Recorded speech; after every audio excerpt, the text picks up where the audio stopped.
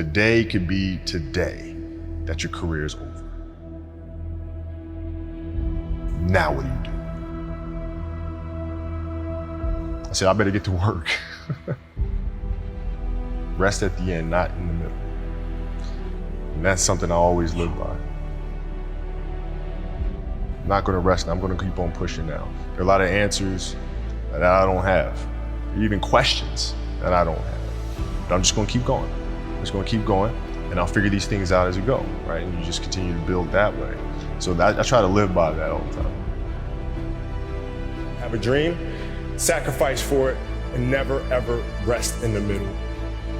And I came into the NBA, I was like, man, these dudes really don't work that hard. One of the things I would do is, while everybody would be at the cafeteria work, eating and doing all sorts of stuff, I just go back to the gym.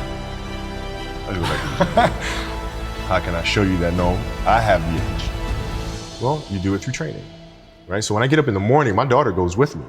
4 a.m.? 4 a.m., my 15-year-old goes with me. She goes with me before school, and it becomes a daddy-daughter thing. That's cool. Through that process, she understands the value of hard work. And so it's through those behaviors is where I find the motivation to do it. I think the definition of greatness is to inspire the people next to you. I think that's what greatness is or should be. It's not something that lives and dies with one person. It's how can you inspire a person to then in turn inspire another person, that then inspires another person. And that's how you create something that I think lasts forever. It's not sit around and it's all happy-go-lucky type of thing. If you're a leader, your job is to get the best out of it. You gotta deal with it, face it, learn from it. It's exciting when you win, it's exciting when you lose, because the process should be exactly the same. But the hardest thing is to face that stuff. But what if today is the day that's it, now what do you do?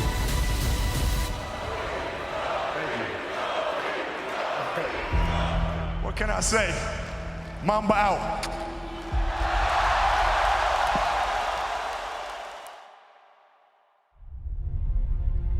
My parents were great. Growing up, they instilled in me the importance of imagination, of curiosity, and understanding that, okay, if you want to accomplish something, I'm not just going to sit here and say, yes, you can do whatever you want. Yes, you can, but you have to also put in the work to get there, right? So they taught me that at a really early age, man. And when you grow up as a kid thinking that the world is your oyster, all things are possible if you put in the work to do it, you grow up having that fundamental belief. Who was more influential for you, father and mother? Both were influential at different points. My mom was there on a daily basis. My father was really influential at a really critical time where I had a summer where I played basketball when I was like 10, 11 years old. And here I come playing and I don't score 1 point the entire summer, not one. You didn't score once, not one. Were you in the game? I was in the game. How did you not score? Because I was terrible. Not a free throw, nothing. Not a lucky shot, not a breakaway layup, 0 points. I remember crying about it, being upset about it. My father was getting me a hug and said, listen, whether you score 0 or score 60, I'm gonna love you no matter what. Wow. Now, that is the most important thing that you can say to your child. Because from there, I was like, okay, it gives me all the confidence in the world. I have the security. But the hell with that, I'm scoring 60. Let's go. Right. And from there, I just went to work. I stayed with it. I kept practicing. I think that's when the idea of understanding the long-term view became important. Because I wasn't going to catch these kids in a week. I wasn't going to catch them in a year. Right? So that's when I sat down and said, okay, this is going to take some thought. All right, what do I want to work on first? All right, shooting. All right, let's knock this out. Let's focus on this half a year, 6 months, nothing to shoot. Right after that, all right, creating your own shot. So I started creating a menu of things. When I came back the next summer, I was a little bit better. And then 14 came around, back half of 13, 14 years old, and then I was just killing everyone. And it happened in 2 years, and I wasn't expecting it to happen in 2 years, but it did, because what I had to do was work on the basics and the fundamentals. While they relied on their athleticism and their natural ability. Because I stick to the fundamentals, it just caught up to me. And then my body, my knees stopped hurting. I grew into my frame. And then your athleticism once you have the fundamentals, Exactly. the hard work, the mindset, and you tack on the athleticism, it's game over. Then it was game. Wow.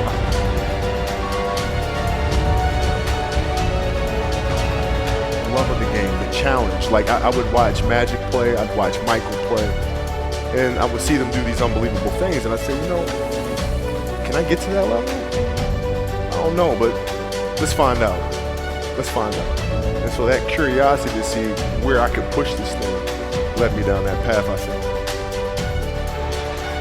With the 13th pick in the 1996 NBA Draft, the Charlotte Hornets select Kobe Bryant from Lower Merion High School in Pennsylvania. Greatness lies ahead for this young man.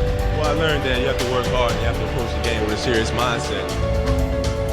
There was a stretch in 03 where Shaq was out, was injured, and Phil called me up to his office and said, okay, we need you to really turn on the afterburner and start scoring on the afterburner. So I did, and I wound up scoring, I think it was 9 straight games, 40 plus points.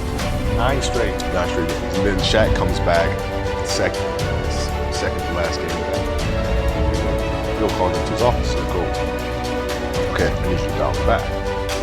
Like, why? Like, we're winning. I don't understand. It's because our goal is to win a championship. But if you continue to do this, we'll lose Shaq. We'll lose him. His motivation, his excitement. What triggers him, right? So I need you to pull back so we can pull Shaq forward for June. And that was the big challenge. Is you move from being the single dominant player to understanding, okay, I have to help these other guys. How do I lift everyone else up? It's tough. It's more like you put yourself to the side and you put yourself in their shoes and understand what they're feeling.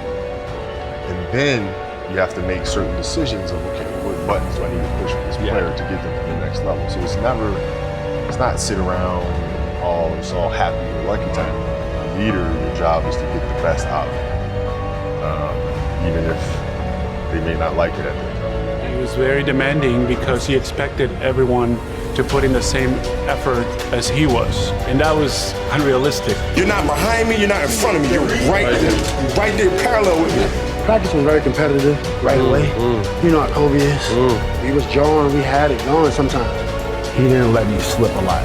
Times where I get ejected or about to get a technical foul or going off the deep end, he would be there to, set me straight a lot, which helped me a lot. So we get in the timeout, and he's like, hey, I'm open. I'm like, okay. So we go out and same thing, hey, I'm open. Okay. There you go. Come back in, hey dude, you gotta throw me the ball. I said, man, fuck that. Get it off the rebound if I miss, bro.